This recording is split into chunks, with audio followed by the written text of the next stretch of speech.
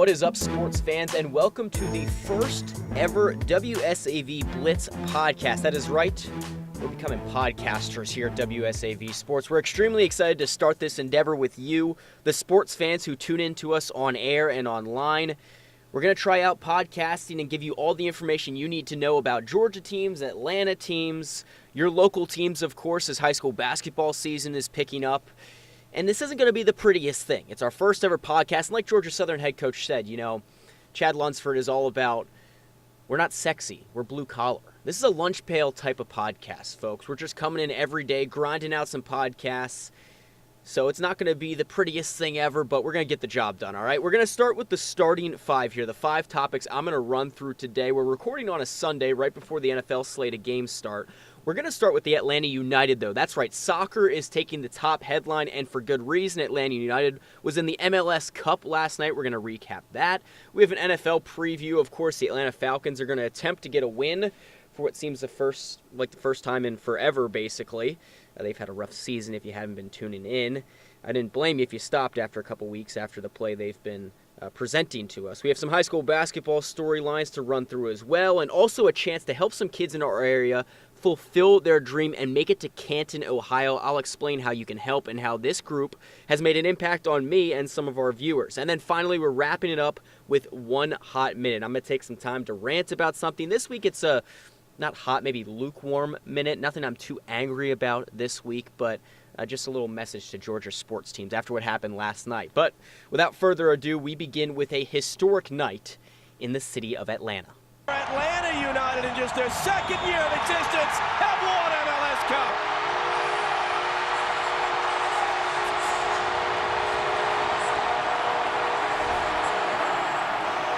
What you just heard was 70,000 people, 70,000 plus people celebrating the city's first sports championship since 1995. That is right, over 2 decades in the making. Atlanta United, of course, of all teams in Atlanta that's going to win a championship, it's the one that's been around and been playing for just 2 years. Get it? This is its second year of existence, basically, and they win the MLS Cup 2-0 over the Portland Timbers. Josef Martinez was the hero last night, as he has been all year. He got on the board first to get the scoring started for Atlanta, taking advantage of really a miscue by Portland's defense and slotting it in the back of the net, and he's no stranger to finding the back of the net. He had 31 goals in 34 matches this year. For people that aren't as familiar with soccer, this is an extraordinary clip. Almost 1 goal every match. You know most soccer games are like 1-0, 2-0, 2-1 maybe. It's tough for some guy to score in nearly every match. It's a big reason why he was named Player of the Year for the MLS. And to cap it off with an MLS Cup, lifting that trophy, was a really cool sight to see. I've only been here for 4 months, and I got goosebumps just watching the images of the celebration, as any sports fan should, to see a team like this, a team of destiny almost, with just 2 years of playing experience as a program, winning the MLS Cup. A really cool image to see. If you're listening to this before 6 p.m. or 11 p.m. Sunday night, we'll be showing you the highlights from that game on WSAV. All right, then, bringing us back down to earth here. We had such a good time talking about Atlanta sports right there, but now we have to talk about the dark side of Atlanta sports, and that is the Atlanta Falcons. They are at Green Bay today, Lambeau Field, and these are two teams that are in turmoil, and both for different reasons. The Falcons are 4-8. They've been playing terrible this year. It seems like Julio Jones is going to get his. He's averaging over 100 yards a game receiving. He's just not getting as many targets, maybe as many touchdowns in the red zone. That was a problem with this team last year. Steve Sarkisian, the offensive coordinator, has to be on the hot seat, especially if they lose to Green Bay, because Green Bay's not looking too hot either. They just fired head coach Mike McCarthy, which seemed like it was a long time coming. They did it in the middle of the season. I'm all for that because I get it. He took them to a Super Bowl, but that was years ago. You don't owe him anything, especially after what many people are calling a waste of talent, or wasting Aaron Rodgers' peak. Aaron Rodgers' most effective seasons are kind of going to waste because they're even struggling to make the playoffs. They probably won't make it this year after losing to the Arizona Cardinals. If you lose to the Arizona Cardinals, you should get a timeout. A week where you aren't allowed to take the field for football. No one's supposed to lose to the Arizona Cardinals unless you're an Oakland Raiders team, or even at this point, the Cincinnati Bungles. So for the Green Bay Packers with Aaron Rodgers to lose to Josh Rosen and the Cardinals is unforgivable. But what the Falcons have been doing this year is pretty unforgivable as well. With the offensive talent they have, the breakout rookie season from Calvin Ridley, who's got 8 touchdowns, 5 more than Julio Jones. It's pretty impressive, but for them to not be able to win some of these games is a little concerning. And they're the only local team that is playing today because the Jacksonville Jaguars already played Thursday. And this was a defense that was coming off a historic performance against the Indianapolis Colts. It finally looked like they got some of their swagger back. And then they let Derrick Henry go off for over 200 yards and 4 touchdowns. A pretty poor performance from this Jacksonville team. They're starting Cody Kessler at this point, and I get it that Blake Bortles has been terrible. Not great. But all these teams that are benching their starting quarterback or replacing their starting quarterback are replacing them with a young talent that's going to be the future of their franchise. Baker Mayfield in for Tyrod Taylor. Josh Allen coming in for Nathan Peterman, who's been terrible. Lamar Jackson coming in for an injured Joe Flacco, who I think isn't injured anymore. They just love Lamar Jackson. All of these quarterbacks, Josh Rosen, another example, these young quarterbacks that were drafted this year, they all have a bright future, a reason to get a fan base excited. Putting Cody Kessler in doesn't get the fan base excited, and I get it, it's really their only option at this point. But things are just terrible in Jacksonville. I say give Blake Bortles a couple more chances to kind of recreate what he was able to do last year, the efficiency, the completion percentage, even though they were all short completions. Give him a chance to get some of that back. I think he's learned his lesson being benched a couple of weeks, that this is no joke. It's very possible that he doesn't get this starting job back ever in Jacksonville, and they could be shopping for a quarterback, but at least give this guy a chance to kind of recreate what he was doing last year. All right, moving to the high school basketball scene now. A couple storylines as we head into the second week of basketball play in December. First one, the Beach Bulldog girls team, unbelievable. Still undefeated, and Coach Olafemi Gordon told me a week or two ago, it's all going according to plan, and she couldn't have really asked for a better start. This is a team that lost 12 seniors. That's a ton of experience. You'd think there would be a learning curve for some of these younger players, but people have stepped up. Jada Burgess, someone who I interviewed a couple weeks ago, she is a talent, unlike many people I've seen on the high school basketball scene. She's leading this talented group of young players to what is now an 8-0 record, I believe, and they're winning in convincing fashion. 60-point win margins, 50-point win margins is unbelievable, racking up nearly 90 points, 2 wins in a row. Granted, it was against Groves and Windsor Forest, who aren't really the cream of the crop for girls basketball teams, but still very impressive nonetheless. And the best part for this Beach team, and the part that Coach Gordon has to be really excited about, is that not a lot of these top-tier players, the top players on this team, are seniors. Jada Burgess is a junior. She's still developing, which is pretty frightening for a lot of opponents because she's been scoring at an 18-point-per-game clip, stealing 6 passes per game, which is unbelievable. So this Beach team looks like a real force to be reckoned with and maybe a state championship favorite, some would think. Moving to the boys' side now, the Windsor Forest boys team is really impressing me so far this year. They're 6-1 headed into the second week of December, and this is a team that was coming off its best season since 2004, and 15-10 was the record last year. That's fine. It's not, for that to be their best season since 2004, just goes to show you where this team was at years ago and where they've come now. Head coach Aaron Clark got here 6 years ago.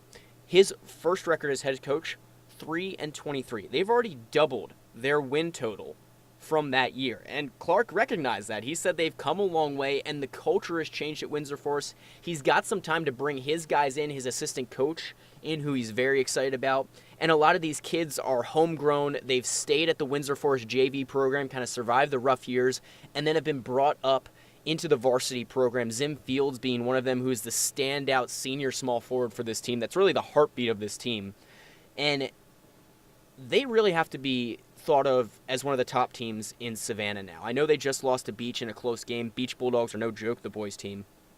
But this Windsor Forest team has a lot of swagger, which they maybe didn't have in years past, Coach Clark was telling me, because they didn't have the record to show for it. They were losing a lot of these games, but now they're coming into games and thinking not only we should be winning these games, but we should be winning these games by an even higher or wider margin than we have been. Example number 1, the Jenkins game a couple days ago. They won by 2. In a close game, they were up by 10 in the fourth quarter, let the lead slip away. I went to practice the next day, and they were pissed off. They said we should have won that game by a lot more points. It shouldn't have been a close game. They know Jenkins has kind of had a down year so far, which I'll get to that in a second. But this is a complete culture change, a mentality change with these Knights where now they're not thinking, how much are we going to lose by this time, or let's just try and stay competitive. It's not only are we going to win, but we're going to win by a lot. We should be beating this team by a lot. Here's Coach Clark talking about what's different with this year's Knights team. Well, I think the mentality's changed. You know, we know that we can compete. We've done that, and now it's time to be able to go into some games and just kind of putting all your hard work on the table and reaping the benefits of that. Again, that was head coach Aaron Clark talking about Windsor Forest's culture change and the impressive 6-1 start they've had so far this year. If you want to check out that story I did on the Windsor Forest boys, in which they put on a dunk contest for me very graciously, you can head to WSAV.com and head to our sports tab. We have a story up about Windsor Forest and a couple other high school basketball stories, including the Jada Burgess story with the Beach Bulldogs girls player that I think she's a really special player, a good character. You should really check out those stories on our website. Now, I just mentioned the Windsor Forest boys taking down that Jenkins team a couple days ago. I was at Jenkins' game last night against New Hampstead. Wasn't very close. 71-49, the final from New Hampstead High School. This New Hampstead Phoenix team, they're a bunch of big boys. They can fly. They went back to flight school last night. Bunch of rim-rattling dunks, just taking the air out of this Jenkins team from the start. And while New Hampstead has gotten off to a nice 4-2 start this year and looked impressive above the rim, I think this Jenkins team is also a storyline to follow because, of course, if you've been following high school basketball over the past few years, you know this Jenkins team kind of exploded on the scene and made the state championship game last year. They eventually lost that state championship game, but an impressive year nonetheless. They lost their head coach, and now they have the new head coach, which there's some learning curve with that, of course, some growing pains, but also take into account the top 5 scorers from last year's Jenkins team were either seniors, so they graduated, or they transferred. The transfer was Lamont Sams Jr., who's now with Johnson. Really long player, really impressive player, but their top 5 scorers are all gone. So I don't think it's extremely surprising that Jenkins is off stumbling a little bit because they're playing great teams. They're playing Windsor Forest, they're playing New Hampstead, teams of that nature who are no joke, who are going to have impressive years and have impressive players. So the record doesn't look great for Jenkins, but there's still a lot of room to grow. They have a lot of young guys in this team, so it could be a similar story that Windsor Forest is going through, where they had a lot of young guys who went through a tough year or two. They bounced back, and now as seniors, they're really taking control of this team and making themselves a scary foe for a lot of the Savannah teams. So, yes, slow start for Jenkins, but let's not panic too quickly. All right, moving to back to football now. This story is something that holds a special place with me because I covered this team, just a random regular season game, and now they have the chance to fulfill a dream many young football players have. The Southeast Bulldogs U12 football team has earned the right to play at the Pro Football Hall of Fame championship game, the Youth World Championships, but they need some help getting there. This is a team made up of a lot of Pooler and Savannah kids, and kind of helps them find a positive outlet to spend their time instead of getting into trouble and things like that. They've created a fundraiser to get to Canton, Ohio. They won a region championship, which earned them the bid to the World Football Championships in Canton, but it's expensive to get 27 kids all the way there, pay for their lodging, food, and stuff like that. And so they got to raise some money to get to Canton. $5,000 is their goal. When I checked Saturday night, they were at about $2,500, and this is a team that I think really deserves a trip like this. I was there for a regular season game, a rivalry game, one Sunday when we were kind of having a slow day in sports, and I thought, let's give these kids a platform and a positive story for them. I went, and this team has so much heart. These are 12-year-old kids that just love the game of football. They get amped up, chants and things like that before the game. They're really fun to watch coming from an outsider's perspective, and the parents are really into it. They've been reaching out to me all week about this trip and how excited they are and about how they need a little bit of help. So if you want to help out this team, there's still a chance. You can head to our website, WSAV.com, and we have the link to the story about this Southeast Bulldogs team, their journey, what their coach said on Facebook about how this has been a positive outlet for these kids, an extended family, and that they deserve this because they've been playing at such a high level all year long, and they just want to have a trip like this for the kids. So you can go to our website, WSAV.com, and click on this story link, and it'll give you a link to donate on Facebook. All right, folks, it is now time for One Hot Minute. This is where I spend 1 minute each podcast just kind of ranting about something that's on my mind or something that caught my eye. Most weeks, it would probably be, let's talk about the Jacksonville Jaguars and their fall from grace, the pitiful defensive performance against Tennessee. But with Atlanta United winning this MLS Cup, I think all Georgia teams need to take notes from this soccer team. This is how you finish a championship game. This is how you finish a moment. This is how you take care of business on the biggest stage. Did Atlanta United freak out and think soccer's equivalent of a fake punt with a couple minutes left in a championship game was a smart move against a top-ranked team in the nation? No. Did they decide to continue the soccer equivalent of throwing the ball up 25 points in the Super Bowl against one of the best quarterbacks of all time? Did they think that was a good idea? No. What did they do? They stayed calm, cool, and collected. They kept the pressure on in the second half, added an insurance goal so they were up 2-0, and there was no ridiculous collapse. Atlanta United delivered the city's first championship in 23 years. Not the Braves, not the Falcons, Georgia Bulldogs not winning the SEC championship this year. Atlanta United delivers a much-needed championship. I know Georgia Bulldogs is not an Atlanta team, but just Georgia sports in general. People were on Twitter last night saying, oh, there's no way United doesn't collapse like all the other teams we've grown to know and love and remember their collapses. No, Atlanta United took care of business, and maybe this is the spark that all Atlanta and Georgia teams needed to turn it around and say, you know what, we can do it. We can win a championship game without collapsing or without making a viral moment or Falcons blew a 25-point lead phrase. So just take some notes, Georgia teams. Atlanta United stayed calm, cool, and collected, delivered the city a championship it so desperately deserved. All right, folks, that is it for the WSAV Sports Podcast. Trust me, it can only go up from here. I'll have Greg Talbot joining me for future podcasts. We're going to bring in some beat writers and broadcasters from opponent teams, let's say Georgia Southern and the Camellia Bowl, an Eastern Michigan beat writer or someone who follows that team. Bring them in, talk about stuff maybe we don't know about the opponent we're about to face this week.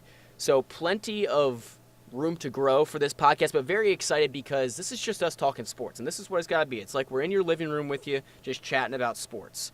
We're going to set up a Google phone line, hopefully, so that you can come in and leave messages with your own rants and raves about why Julio Jones doesn't get targets in the red zone, or why the Georgia Bulldogs need to do this at quarterback or do that at quarterback. People love to talk about Jake Fromm and that Fields kid, so if you want to leave a message, we'll be sure to play that and discuss it. So, again, plenty of avenues and room for us to improve this. But thanks for tuning in. Thanks for tuning in to our sort of test run of the WSAV Blitz podcast. We welcome any and all suggestions. Hit us up on Facebook, WSAV Blitz, or Greg Talbot, my boss, sports director, the head honcho, at Greg Talbot on Twitter, or myself at WSAV Connor D on Twitter. We welcome all criticism. If you hate what I did, let me know. If you love what I did, let me know.